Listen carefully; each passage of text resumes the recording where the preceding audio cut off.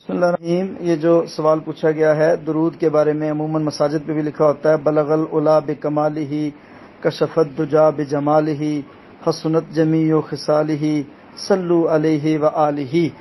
تو اس میں اچھا اس کے نا ویسے الفاظ زیادہ غلوب ہے، نہیں پڑھنا چاہیے، نہیں لکھنا چاہیے۔ اب میں اس کا ترجمہ بتا دیتا ہوں۔ بلغ العلا بکمالہ کا مطلب ہے کہ رسول اللہ صلی اللہ علیہ وسلم بلندیوں پر پہنچے۔ بلغ یبلغ پہنچنا، العلا بلندی پر، بکمالہ اپنے کمالات کے ساتھ، کشف الدجا بجمالہ اور کشفت دور کیا، الدجا ہر قسم کے اندھیروں کو، جہالت کو، بجمالہ اپنے حسن اور نور کے ساتھ، حسنت جمیع خصالہ حسنت کتنی ہی اچھی اور شاندار ہیں، جمیع ساری کی ساری، خصالہ رسول اللہ کی خصلتیں، صلو علیہ وآلہ رسول اللہ صلی اللہ علیہ وسلم کے درجات اللہ تعالیٰ بلند فرمائے۔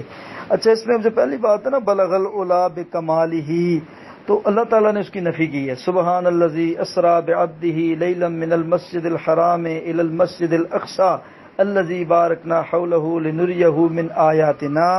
اللہ تعالیٰ نے 15ویں پارے کی پہلی آیت میں فرمایا کہ ہم نے معراج کروایا رسول اللہ صلی اللہ علیہ وسلم کو، کسی بندے کا ذاتی کمال نہیں ہے آسمانوں پہ جانا۔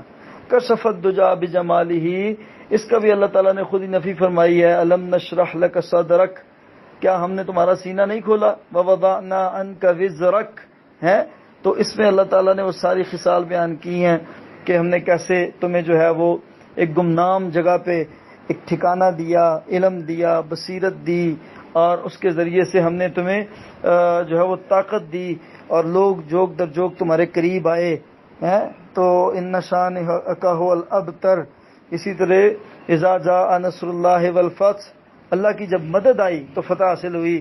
ورأیت الناس يدخلون فی دین اللہ افواجا، پھر آپ نے لوگوں کو دیکھا کہ لوگ فوج در فوج، گروہ در گروہ، قبیلہ در قبیلہ، علاقہ در علاقہ اسلام میں داخل ہونے لگے۔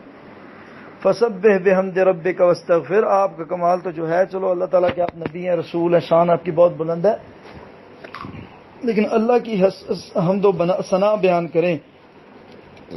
حضرت عائشہ رضی اللہ تعالیٰ فرماتی ہیں کہ جب یہ آیت اتری نا فسبح بحمد ربک واستغفر انہ کان توابا، اس کے بعد نبی صلی اللہ علیہ وسلم سجدے اور رکوع میں دعا پڑھا کرتے تھے، سبوح قدوس رب الملائکۃ والروح۔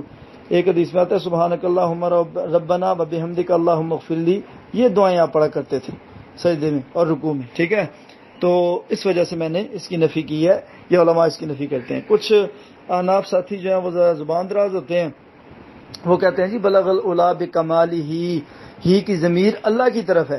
ہم کہتے ہیں کہ شاعری کا اصول ہے، اگر ہی کی کمال کی ضمیر اللہ کی طرف موڑیں گے پھر ساری ہی کی ضمیر اللہ کی طرف ہی جانی چاہیے، ٹھیک ہے نا۔